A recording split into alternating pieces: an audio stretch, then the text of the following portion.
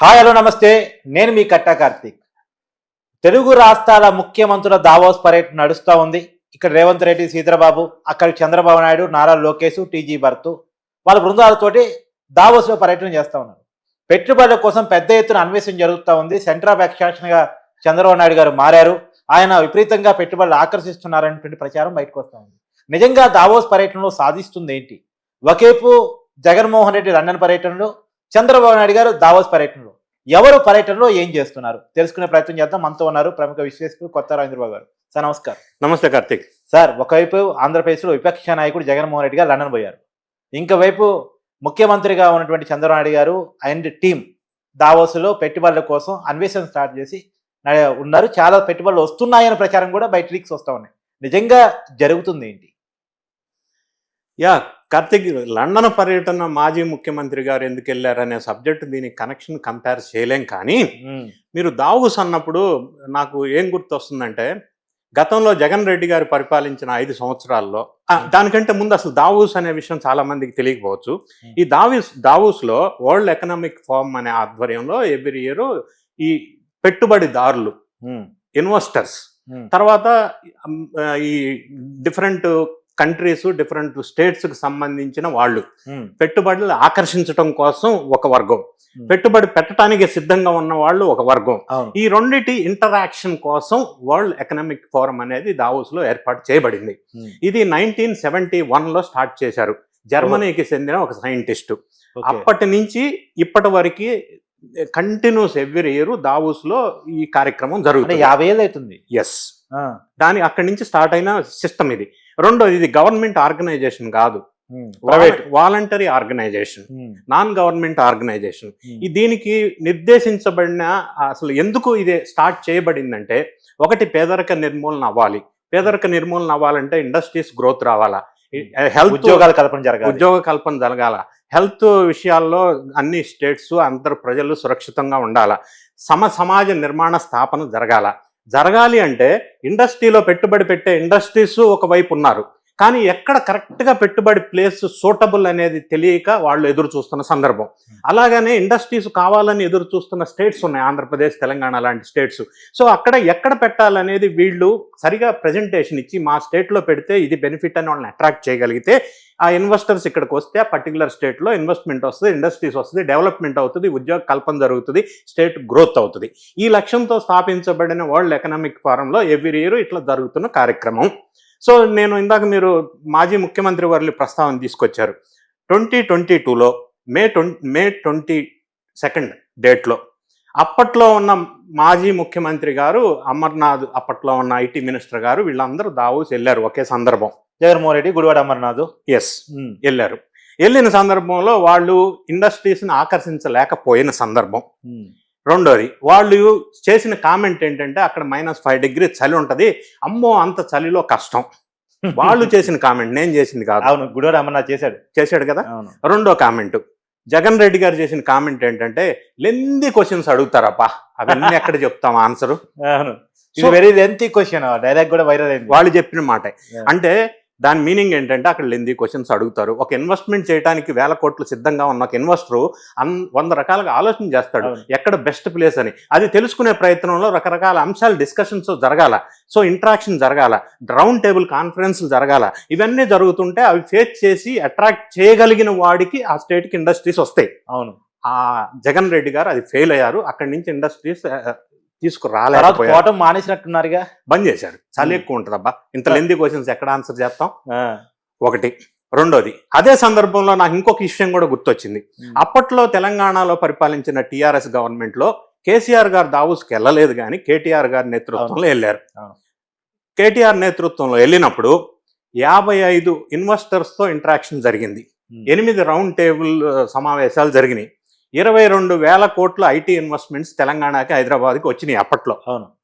So ఈ ఒక పక్కన ఆంధ్రప్రదేశ్ అప్పట్లో స్టోరీ ఎట్లా ఉంటే, తెలంగాణ కేటీఆర్ నేతృత్వంలో అప్పట్లో జరిగిన ఈ 2 సంఘటనలు నాకు ఇప్పుడు గుర్తొచ్చినాయి. Jagan fail, KTR success. Yes. ఇప్పుడు ప్రజెంట్ సిచ్యువేషన్కి వచ్చినట్టు దావోస్లో ఇది జరుగుతూ ఉంది, ఇన్వెస్టర్ సమ్మిట్. ఈ ఇన్వెస్టర్ సమ్మిట్ అంటే మళ్ళీ ఇంకోటి గుర్తొచ్చింది, స్టేట్స్లో కూడా గ్లోబల్ ఇన్వెస్టర్ సమ్మిట్స్ జరుపుతారు ఇన్వెస్టర్స్ని అట్రాక్ట్ చేయడం కోసం.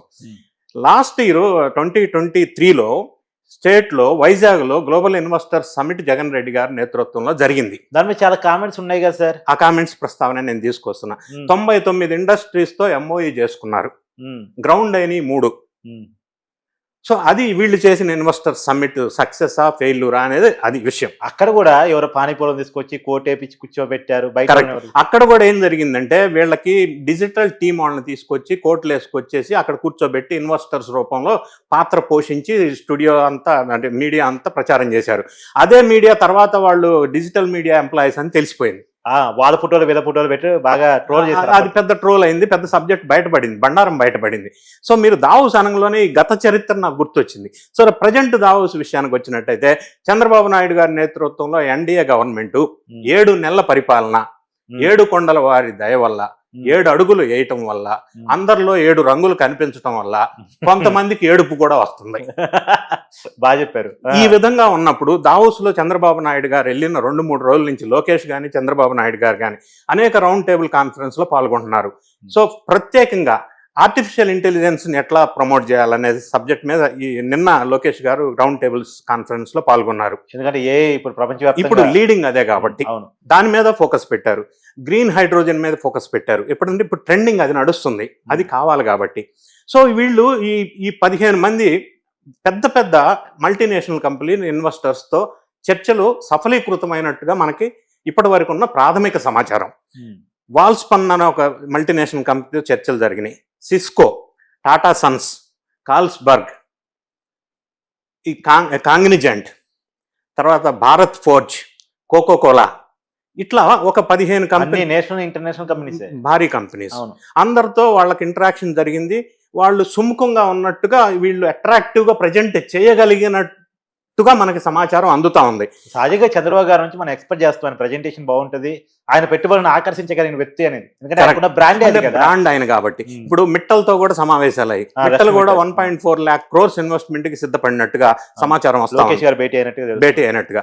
సో వీళ్ళందరూ ఇంత మందితో భేటీ అయ్యి ఇంతమందిని ఎఫెక్టివ్ గా అట్రాక్టివ్ గా ప్రజెంటేషన్ చేసి వాళ్ళని అట్రాక్ట్ చేయగలిగి ఆంధ్ర రాష్ట్రానికి ఇన్వెస్టర్స్ వస్తే ఎన్డీఏ లక్ష్యం ఏదైతే ఉందో 20 లక్షల ఉద్యోగాలు 5 సంవత్సరాల్లో, అది రీచ్ అవటానికి ఎంతో ఎక్కువ కాలం పట్టదోమో అని అనిపిస్తూ ఉంది మనకి. దావోస్లో వీళ్ళ ప్రవర్తన, వీళ్ళ మూమెంట్స్, లేకపోతే వీళ్ళ భేటీలు, ఈ కాన్ఫరెన్స్లు ఇవన్నీ చూస్తుంటే మనకు అట్లా అనిపిస్తూ ఉంది. సో ఈ విధంగా మనం ఆలోచించినప్పుడు ఈ దావోస్ ఇన్వెస్టర్ సమ్మిట్ తెలంగాణ ఒక పక్కన, ఆంధ్రప్రదేశ్ ఒక పక్కన. తెలంగాణతో మనం పోటీ పడుతున్నాం అంటే తెలంగాణకు ఒక అసెట్ ఉంది, హైదరాబాద్. ఆ హైదరాబాదు తెలంగాణలో ఈ ఐటీ హబ్ రావడానికి, ఇంత పెద్ద ఎత్తున ఇండస్ట్రీస్ రావడానికి, సైబర్ సిటీ డెవలప్ అవడానికి చంద్రబాబు నాయుడు గారు అప్పట్లో విజన్ 2028లో భాగంగా ఇవన్నీ ఆయన డెవలప్ చేశారు. డెవలప్ చేయటం వల్ల ఇప్పుడు ప్రస్తుత ముఖ్యమంత్రి రేవంత్ రెడ్డి గారికి అది కొంత ఈజీ అయిన విషయం. వేరే ఆంధ్రప్రదేశ్కి వచ్చేసరికి ఇప్పుడిప్పుడే అడుగులు వేస్తున్న రాష్ట్రం ఇది. పాత జ్ఞాపకాలు, చెడు జ్ఞాపకాల నుంచి బయటకు వచ్చి ఇప్పుడిప్పుడు అడుగులు వేస్తున్న రాష్ట్రం కాబట్టి ఇక్కడ ఇండస్ట్రీస్ని ఆకర్షించడం అంత ఈజీ కాదు. ఒక్క ఈజీ ఏంటంటే చంద్రబాబు నాయుడు గారికి ఉన్న క్రెడిబిలిటీ, ఫేస్ వాల్యూ, ఆయనకున్న బ్రాండ్ ఇమేజ్, దానివల్ల ఇన్వెస్టర్స్ అట్రాక్షన్ జరిగే అవకాశం ఉంది. ఇంకొకటి లేటెస్ట్గా కూడా వినిపిస్తుంది, సిఐఐ కూడా కాన్ఫెడరేషన్ ఆఫ్ ఇండియన్ ఇండస్ట్రీని కూడా అమరావతిలో పెట్టడానికి ఏర్పాట్లు జరుగుతున్నాయి. రకరకాల అంశాల్లో వీళ్ళు ముందుకు వెళ్తా ఉన్నారు. ఆ ఇన్వెస్ట్మెంట్స్ సక్సెస్ అయ్యి దావోస్ ప్రోగ్రామ్ కనుక సక్సెస్ అయినట్టయితే మనకి ఆంధ్ర రాష్ట్రానికి ఇన్వెస్ట్మెంట్స్ పెద్ద ఎత్తున రావడానికి అవకాశం ఉంది అన్న ఆశాజనకంగా వీళ్ళ ఈ టూర్ జరుగుతున్నట్టుగా మనకి ప్రాథమిక సమాచారం ప్రకారం తెలుస్తూ ఉంది. ఏదైనా తెలుగు రాష్ట్రాల మధ్య ఒక ఆనందకరమైన పోటీ, ఆరోగ్యకరమైన పోటీ, అందులో గురు శిష్యులు చంద్రబాబు నాయుడు గారు, రేవంత్ రెడ్డి గారు, వాళ్ళ ఆరోగ్యకరమైన పోటీని ఎలా చూడాల్సిన పరిస్థితి ఉంది. ఆ పోటీ కూడా ఇప్పుడు ఆంధ్రప్రదేశ్ ఇప్పుడు ఉన్న ముఖ్యమంత్రి గతంలో సమైక్యాంధ్ర ముఖ్యమంత్రిలో హైదరాబాద్ డెవలప్ చేసిన దాన్ని ఇప్పుడు రేవంత్ రెడ్డి గారు ముఖ్యమంత్రిగా ఉండటం, ఈ 2 కోయిన్సిడెన్సెస్. ఇప్పుడు దానికి పోటీగా ఆంధ్రప్రదేశ్కి ఇంకా అట్రాక్షన్గా ఇండస్ట్రీస్కి తీసుకురావడం అనేది చిన్న విషయం కాదు. అయినప్పటికీ సక్సెస్ అవుతున్న తీరుగా ఆ దిశగా వీళ్ళ ప్రయత్నాలు ఉన్నట్టుగా మనకు అనిపిస్తూ ఉంది సమాచారం. ఇందా మీరు ప్రస్తావించారు జగన్ గారు లండన్ ప్రయత్నం, లండన్ టూర్ అన్నారు మీరు. ఆ లండన్ టూర్కి దీనికి దయచేసి కంపేర్ చేయొద్దు. ఆయన వెళ్ళింది దోచుకున్న సొమ్ము దాచుకోవడానికి వెళ్ళారు. అది మొత్తం ఎంటైర్లీ స్టోరీ డిఫరెంట్ స్టోరీ. అదే లండన్ ఎందుకు వెళ్ళాడు అనేది కూడా ఈ మధ్య కాలంలో మనం చాలా వీడియోస్ లో అవును. క్లియర్ గా ఎక్స్ప్లెయిన్ మీరే చేయడం చాలా బాగా ఎక్స్ప్లెయిన్ చేశారు, జనం కూడా బాగా కరెక్ట్ అయ్యారు కూడా. ఎక్స్ప్లెయిన్ చేయడం జరిగింది. కాబట్టి ఈ రెండు కంపారిజన్ లేదు. ఆయన పనిలో ఆయన ఫ్యూచర్ ప్లానింగ్ లో భాగంగా ఆయన లండన్ వెళ్ళాడు. ఆంధ్ర రాష్ట్రం ఫ్యూచర్ లో డెవలప్మెంట్ కోసం చంద్రబాబు నాయుడు గారు దావూస్ వెళ్ళారు. ఒకటి ప్రజల ఫ్యూచర్, ఇంకో వ్యక్తికి ఫ్యూచర్. అది ఆ విధంగా మనం దీన్ని చూడవలసి ఉంటుంది. Thank you. Thank you.